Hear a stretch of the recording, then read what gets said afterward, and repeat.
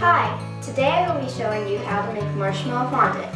It's really good for cupcake or cake decorating, or it makes a great edible putty. You'll need to get out 1 bag of mini marshmallows, 6 cups powdered sugar, 1 teaspoon olive oil, and if you want, the food coloring of your choice.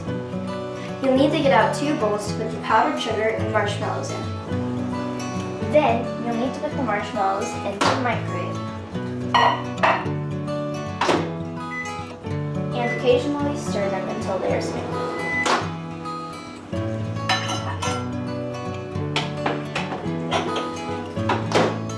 Once they're done, this is what they should look like. You need to put the olive oil on your hands. Put the marshmallows into the powdered sugar. You're going to need to mix the marshmallows and powdered sugar with your hands. This is what the fondant should look like when it's finished. If you want to add food coloring, then just add a couple of drops.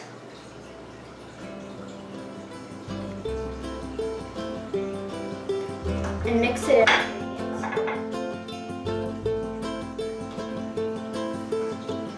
Once you are done, it should look like this.